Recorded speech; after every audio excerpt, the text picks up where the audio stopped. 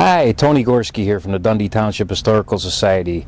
Welcome to Opening Day 2011.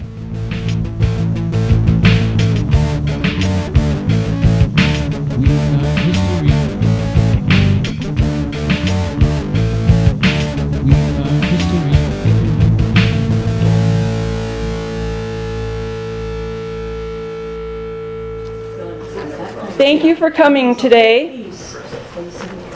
As you know, this year marks the 150th anniversary of the start of the Civil War.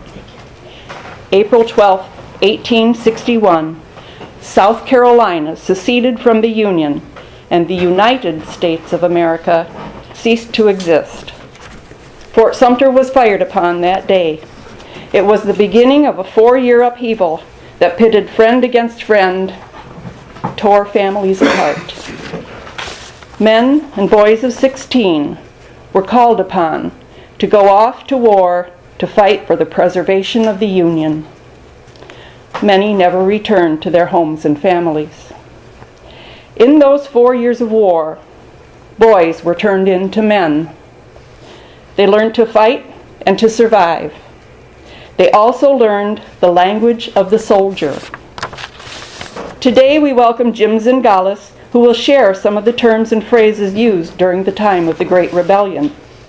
Many of those phrases are familiar to us today, well, to some of us.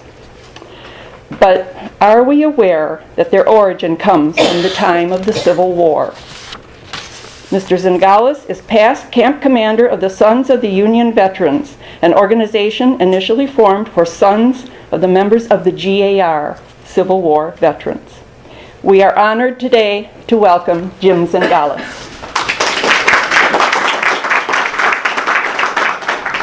Thank you. Thank you. It's really great to see such a nice turnout. And this is one of the few occasions that I've seen the women outnumber the guys for a Civil War event. It's extremely difficult to put a label or a title on this presentation because it involves quite a bit.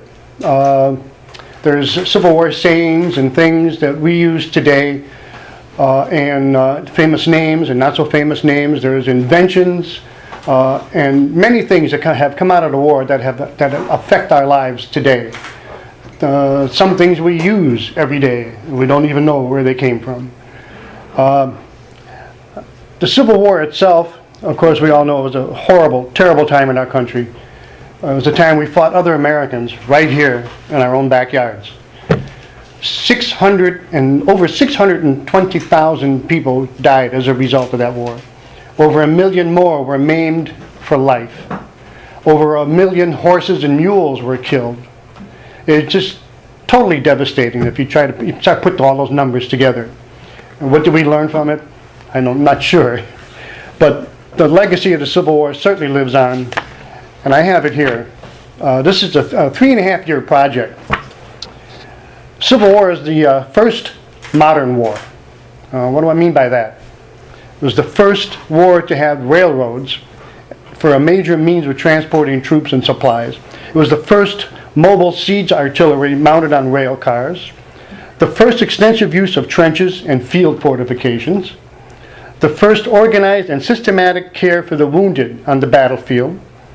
It was the first widespread use of rails as hospital trains, first organized military signal service, the first visual signaling by a flag or a torch during combat, the first portable telegraphs were used on the battlefield, the first military reconnaissance from hot air balloon. Imagine that, going up a couple hundred feet and get shot at up there. It was the first draft in the United States, the first use of Negro troops in combat, the first voting for troops in the field for a national election. It was also the first photographs taken in combat.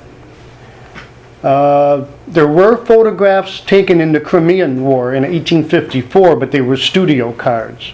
Those were the earliest known military photographs.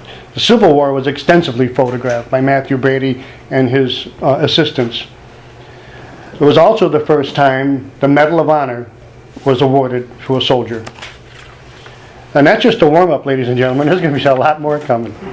Thank you so much, Jim. I'm sure everybody enjoyed it as much my as I pleasure. did. Thank you. thank you all for coming. We have refreshments. And just a reminder, our annual meeting is on Sunday, May 1st at 2 o'clock. And we will have guest speaker Andy Hare, who is going to portray Alan Pinkerton. Alan Pinkerton lived in Dundee from 1843, I believe, till 1850, when he went into Chicago and eventually founded the Pinkerton Detective Agency. So, thank you all for coming, and help yourself. Thank you. If you'd like to see more of this presentation, please visit www.dundeetownshiphistorical.org and click on the Opening Day 2011 links. Thanks for stopping by.